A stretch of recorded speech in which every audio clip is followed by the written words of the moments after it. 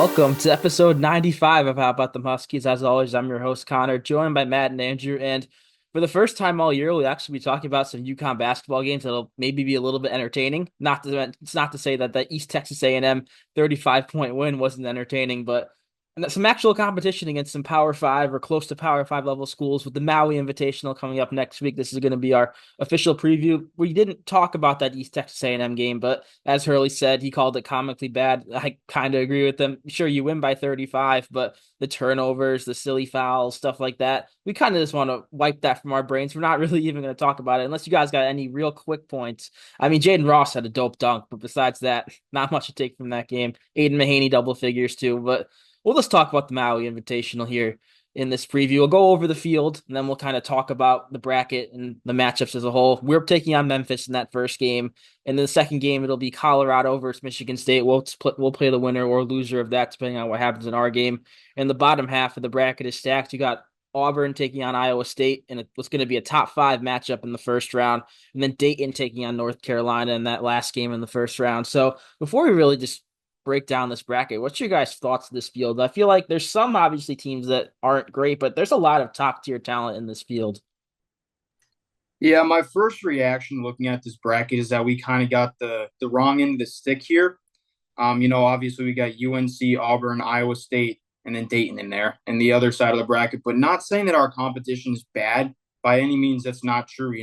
Memphis, obviously Penny Hardaway, they're always a decent team. And then Colorado and Michigan State, both tournament teams last year. But it's not the other side of the bracket. With three top 10, arguably top 10 teams. So either way, though, it's a great bracket, 4 top 10 teams, and like you said, a lot of Power 5 conference teams. So it's going to be a good tournament for sure. Yeah, and it's definitely exciting to start getting at some more serious games here, getting closer to Big East play.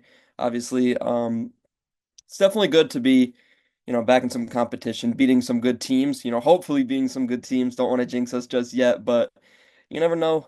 You could use some of these wins for sure heading towards March. We shouldn't have to worry about it. We shouldn't need an at-large bid, but getting a couple of big wins under our belt, big wins, it'll be for sure be helpful. Yeah, looking at the schedule, we really only have 5 cupcakes per se on our schedule. We already played 4 of them. So the rest of the 27 games or whatever, you have Maryland Eastern Shore after Thanksgiving. That's going to be a thriller. But besides that, the rest of them are all Big East play or like high level talented Power 5 level schools. Like I guess Gonzaga is not a good example. They're not Power 5, but Gonzaga is going to be a top 5 team in the country probably when we play them at MSG in a month from now. Just the games, there's no easy games. I feel, especially in the Big East this year. I know I'm sidetracking from the Maui preview, but DePaul is what 4-0, 5-0 already this season. Georgetown looks a lot better with some new transfers. I mean, I guess for every team that's moving up, you got Villanova and Seton Hall who barely cracking 60 points and losing to mid majors. But yeah, we'll go back to the Maui Invitational. I want to focus on our half of the bracket mostly for this preview because that's the games that we'll at least know we're playing or most likely will play.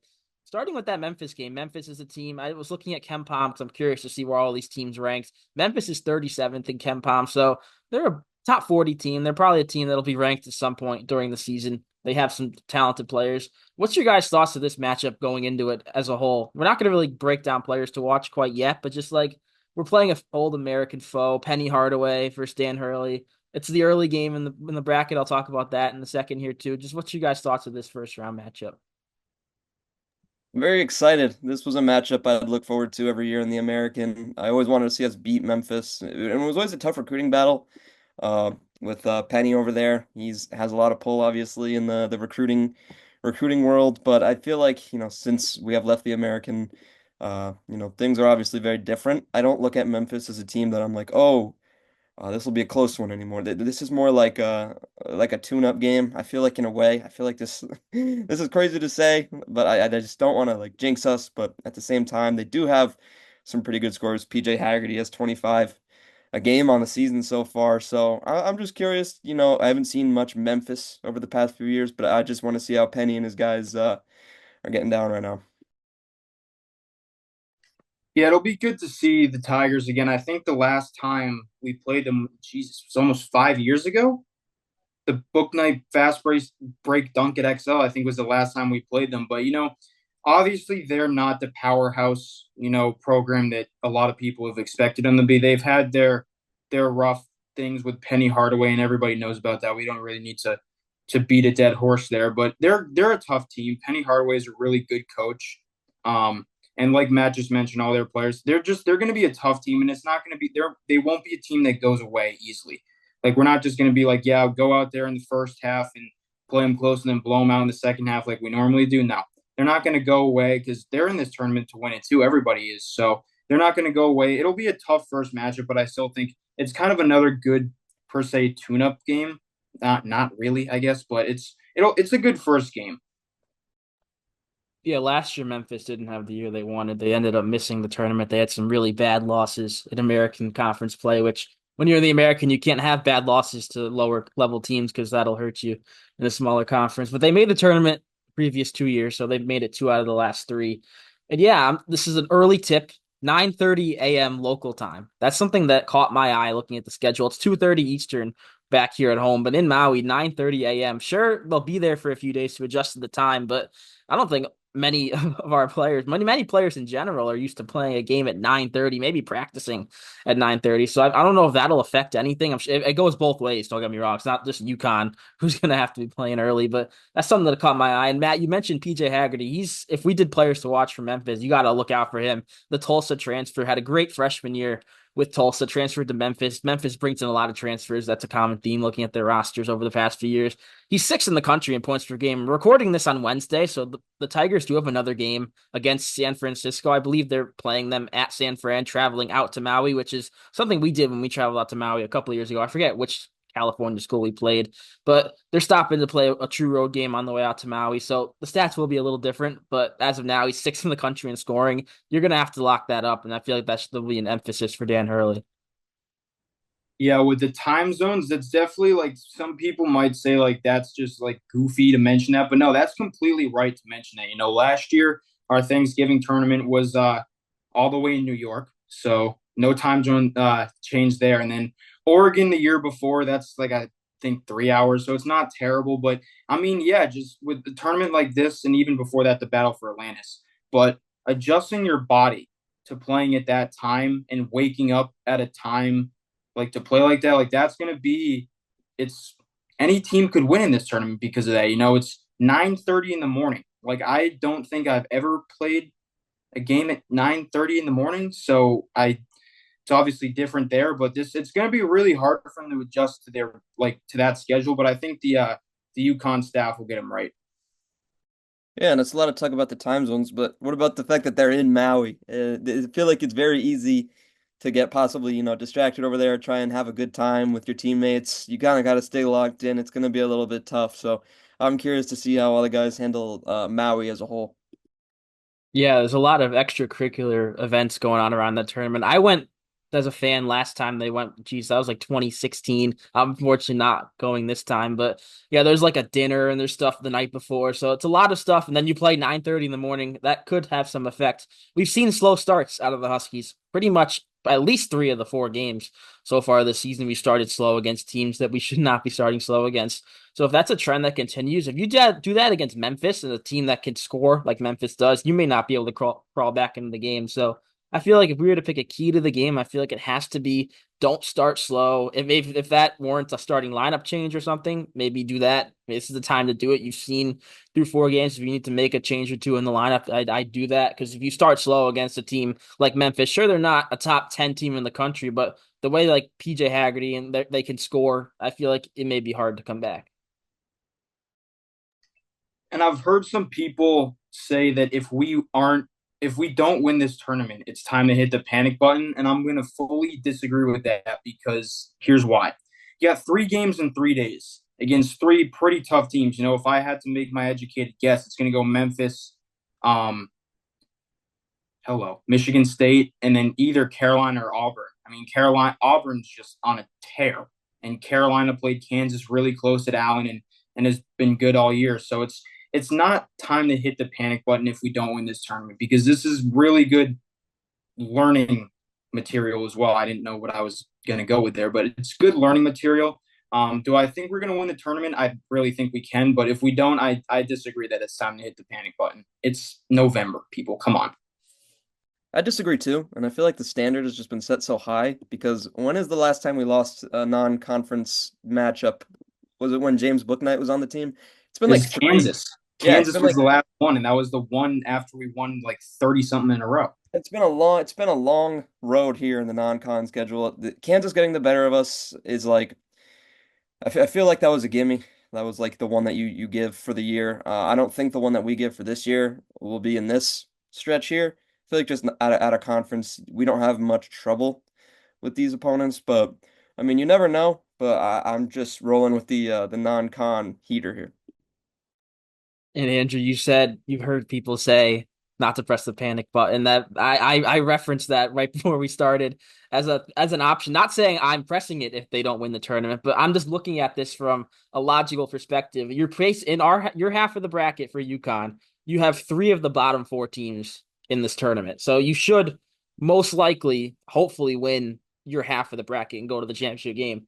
Say you lose the championship game to really any of those four schools, especially the top three in Auburn, Iowa State, UNC. I mean, if UConn comes away with a win against Memphis, which I hope they do, a win against Michigan State, who looked terrible in the loss to Kansas. Kansas didn't look too good in that game either, but they did not look good. They're ranked, I believe, 45th in KenPom right now. Michigan State is.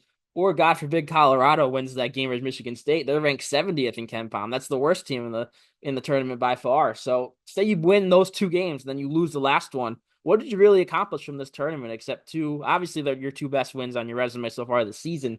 But I don't know. I feel like you have to win that third game. If it's the championship or if it's consolation, you have to win that third game against a fellow top 10 team in the country to prove that you are a top 10 team in the country, in my opinion. I feel like it's kind of hard as UConn fans to differentiate how different this team is from past years. We aren't taken lightly anymore. I feel like, some of us still have that mindset. Like it's kind of tough to, go in and win these four games. Like we should be winning these four games like nothing. I feel like we should win it all of these games by double digits. And I feel like as a fan, like you see the ups and the downs of the team, and you've seen the ups and the downs for years, and you're just like, oh, when is it all going to be normal again? But I just don't think that normal will come back. I think that this team is legit, a 30-win team every season. And I just think that we kind of have to be more confident because these other schools are looking at us, such as Memphis, such as UNC, and they're like, we need to beat these guys. These guys are the head of the table right now. So I feel like we need to embrace that role as the head of the table going into this tournament and going into the rest of non-conference play. Yeah, a common theme with Dan Hurley so far this year is him saying that this team is not playing up to the UConn standard, the standard that they've set over the past 25 years, especially set over the past 2 or 3 years where they've been dominant. You see it in this team where it's the silly turnovers. It's like missing the open shooter. It's just committing dumb fouls. It's that stuff we didn't really see too much of over the past 2 years, especially last year. Part of it's adaptation with your guards, guys like Aiden Mahaney adjusting to a new role, solo ball, an expanded role. He had a couple of silly turnovers last game versus East Texas A&M early. It's part of that's the adaptation that'll take some time. That's you get that stuff out in these early non-conference games to be prepared for the tournament like Maui or Big East play when it eventually comes in about a month. So I'm not too worried about them not playing up to the quote unquote UConn standard that Hurley's upset about. Sure, it'd be nice for them to mesh quickly and just go right off the bat and just blow out teams, which they are still doing. They're still blowing out teams. But yeah, I'm not too worried about that. It is a little concerning, but I mean, I'm sure they'll be fine. Yeah, and it all goes back to player development. There's a clip going around recently where Hurley is kind of on the bench and he's yelling at the sophomore class, We need to tighten up. We need to do all this." But I feel like that's kind of what happens when you're relying so heavily on a sophomore class that really didn't get much playing time last year. You're relying on, some freshman, Liam McNeely, to play 20 minutes a game. There's going to be mistakes, and I feel like this is something that he hasn't necessarily had to deal with in recent years because he's had so many seasoned players, Jordan Hawkins, Adama Sanogo, Tristan Newton, all played 2+ years in college. So having these guys now having to kind of learn on the fly a little bit and kind of, pick up the slack for some of these generational players that have left, it's really tough. So I feel like as time goes on, these things will kind of, come out, especially in a tournament like this, the slightly better competition. I feel like it'll bring the best out of them and Hurley coaching wise. So I think we just have to see about that. And this is why I really don't like talking about like things like this. Not like that I don't like it. It's just kind of annoying because people got to understand this team's completely different. I mean, both of those championship teams, 23 and 24, had a healthy mix. They had freshmen, sophomores, juniors, and seniors all in the lineup. I'm not going to say out loud what this one is, but this one, I don't know. It just seems like this one's kind of different. And I want to ask you guys something. I know Connor's the host, but do you guys think that this is where we see starting lineup change no matter, like, even if we win the first game, somebody doesn't play up to standard, we have to win this tournament if we win that first game. So do you guys think we see a starting lineup change? Because I do. I feel like this year a lot of it is matchup dependent. I feel like the big man, especially Terrace Reed or Samson Johnson, is going to be fully dependent on who we're going up against. In a game like this, I feel like we might see Terrace just because he's been the hot hand. He might keep everything the same, but going forward, say we lose this game, things could drastically change. But I don't see a reason necessarily right now. I feel like if you're in the game first 5 minutes and you see adjustments you need to make, I don't think he's hesitating to pull that trigger. I think it's just a matter of you're kind of still figuring out what you got. This is a brand new team, and I feel like flipping it around constantly will do more bad than good. So I think he's going to roll with the same lineup, but I don't think he's going to be hesitant to make these types of changes. I'm gonna have to agree with Matt there. I feel like he's gonna keep the same five, but if I wouldn't be opposed to seeing a Hassan Diarra. I know you talked about the centers, Matt. I'm looking at this matchup with Memphis and the 6'3" PJ Haggerty who's averaging near the top in the country points per game. Hassan Diarra should be out there as often as he can, trying to lock him up and play him off his game. If maybe that doesn't mean he starts the game, but I mean, he probably should because, like I said, Memphis can beat you early and then it'd be tough to claw back. So that'd be the move I feel like if they make one, and I don't think that'd be a permanent move. That's just like kind of playing the matchups, like you mentioned. At center, I don't really think we'll see a move. I feel like they'll still play their split minutes. Maybe Reed will get an uptick instead of 20-20. It'll be 23 Reed, 17 Johnson, but I feel like it's not really worth it to make that switch, if that makes sense. Obviously, Rita's been better. He's leading the Big East in rebounding. But yeah, I don't think they'll make a change, but if they do, I hope it'd be DR from Mahaney. Not that Mahaney's in bad because he just had his best scoring game. So you also don't want to really hurt his confidence there by taking him out. It's a really tough conundrum that unfortunately we're in. And it definitely really stinks, mainly because over the past few years, this is something that we just haven't had to worry about. We've had such elite defenders, Newton at 6'5", Castle at 6'6", somewhere around there for those two. And I mean, Diarra off the bench was just like a bonus defender. So now you're kind of in the position, like, do you start Diarra like you mentioned? It's really tough. And I feel like this is all part of it. This is part of, rebuilding your program. You've lost how many guys to the NBA now? And you are sort of rebuilding. This is four new starters, so I feel like you learn a lot about your team in games like this, and I feel like that kind of goes back to where you make quick adjustments instead of just blowing it up. And Hurley's a guy that doesn't really like to change the starting lineup because of what Matt said. He's not afraid to make that adjustment. And if he sees somebody struggling, no matter who it is, they're going to get replaced. And if their replacement does better than them, they're going to stay in. That's just how basketball works. In these cupcake games, you want to give people confidence. So you're not going to really bench somebody in the game against East Texas A&M. But, in a championship game against Auburn, somebody's not performing up to standard, they're going to get benched. And that's just how it goes. This is the time where we kind of start to get hints as to who might fall out of the rotation come March. So that's another reason why this tournament is pretty big. And I feel like we're kind of seeing it already with the struggles a little bit of Aiden Mahaney. Mod Noel got 10 minutes last night. I don't know if this is something we're going to continue to see or if this was just another preseason gimme game, sort of here are your minutes. But I would take that as a little bit of a sign that Hurley is starting to trust Noel a little bit more and Mahaney a little bit less. So I'm curious to see next game against Memphis, where Noel slips into this lineup if he plays more than 10 minutes again. Because if he does and Mahaney doesn't perform, I feel like, this could happen sooner than later.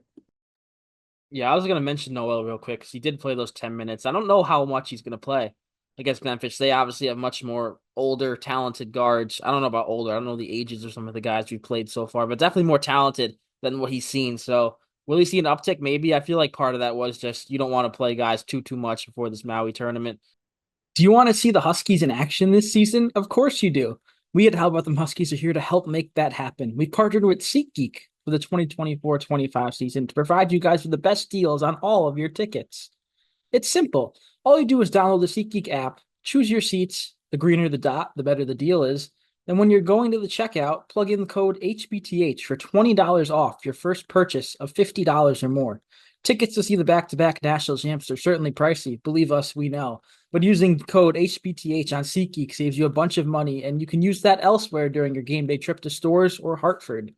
It's not just for UConn games, however. You can use SeatGeek for all types of events such as basketball games, football games, hockey games, concerts, the list goes on and on.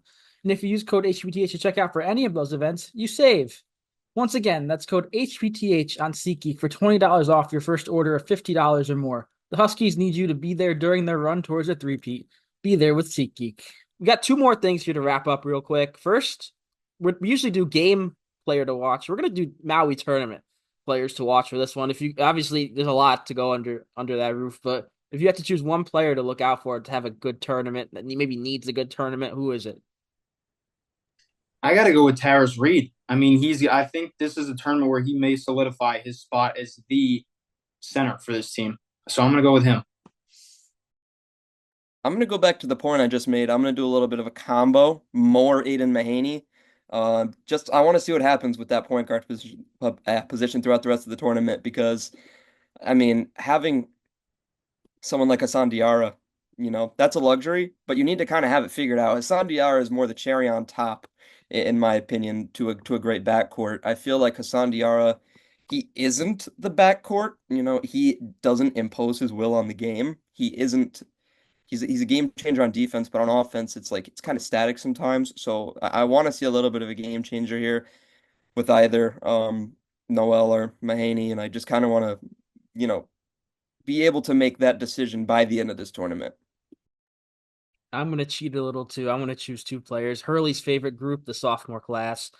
Ball and Ross, they both have kind of like shot up like rocket ships so far this season against these lower teams. I want to see what they do, especially Ball, because he's going to have a much larger role than Ross, I feel like. But Ross is going to grow into a large role himself. But right now it's Ball. I want to see how he performs against these top teams as one of the lead scoring options. We've never seen that. Last year, he had a good game against UNC, but like he was our fifth option out there, and he just happened to be open in the corner a couple of times. I want to see what he does as one of the main ball handlers and one of the main guys on offense against these top 10 teams, hopefully. And I said 2 points. Usually we end on players to watch, but what's your Maui tournament prediction? Obviously, I assume we'll all pick UConn, but what do you guys pathing for the Huskies if they win? And maybe you could have another team winning. I don't know, but what you got? I'm going to go we beat Memphis and Michigan State takes care of Colorado. And then Carolina takes care of Dayton and Auburn takes care of Iowa State. So pretty much expected. And then I think we take care of Michigan State and Auburn takes care of Carolina just because they can shoot the ball. But us versus Auburn, we would beat Carolina. I'm 100% confident that we would beat every single other team in this conference but Auburn. So I'm not going to say whether we win or lose, but we'll make that championship game. But if it's against Auburn, I really don't know. It's a tough game. They shoot the ball so well. Remember all those years ago. At this point, it is all those years ago when we had the double overtime game against them in the battle for Atlantis. Obviously, completely different teams now, but even still, Auburn's just very well coached program. And I'm interested to see. Honestly, that's what I'll end on. I'm really interested to watch this tournament. And you got to win this tournament. I just don't think it's. I don't think I could look deeply into it and like decide this, and that. It's not how college basketball works, in my opinion. But I just think they need to win. I think they just need to play their game, and I think guys need to step up. And you mentioned solo ball. He needs to continue this efficiency. 57% from the field and 47 from three is ridiculous. So, I mean, if you can get these kinds of numbers out of these guys for the tournament, you just want to take positives. Say we don't win, say we do lose to Auburn, and on the way to the final, we don't do much. I feel like that's more of a loss than, if we're playing well, we have guys stepping up and we lose to a team like Auburn or UNC. So I just want to see guys do what they need to do in order to step up and us put forward good performances. We're gonna win just because that's the Husky me, but other than that, just play to their ability. Yeah, I was real quick going off your point there, Matt. You mentioned if you play bad in the first two, lose the last one. What's the point? we had that double overtime win versus Auburn 2 years ago, I believe, in 2 years, maybe 3 years, Battle of Fort Atlantis. And now the next game, we lost to Michigan State. We barely cracked 60 points. And the game after that, we beat VCU, but like we barely beat them. And also, once again, barely scored 60. Part of that's fatigue playing 50 minutes the day before. But yeah, you gotta come out with your best effort for these 3 days because this could not make or break your season in UConn's case because they should still be a top seed, but it could matter. But I'm also going to say the Huskies win. I'm going to use the same method on our side as Andrew. I feel like if anything else happens in those 3 games, that's something weird happened. I'm going to go with a team that seems to always find a way to win. That even though they may not be the most talented, a team we saw in the championship of our last tournament win, Iowa State. Iowa State, they're ranked in the top 10 for a reason. I'm not going to go too much into it because I don't know too much about them, how much they changed from last year. But I'm going to go UConn, Iowa State. Iowa State could very easily lose by 40 in that first game to Auburn, and that's moot. But yeah, unless you guys got anything else, that'll do it here for our Maui Invitational preview. Bit of a different episode from our usual preview because we're going over the whole bracket. Next time you'll hear from us probably won't be until after the tournament. We'll recap the whole thing. Unless something crazy happens, we have to do an emergency episode or something. Say we lose or gets an injury or something like not lose because that could happen. If there's a big injury, maybe you'll hear from us, but definitely hear from us after this tournament recapping the whole thing. So yeah, thank you guys for listening, watching. Tune in next time. Thanks.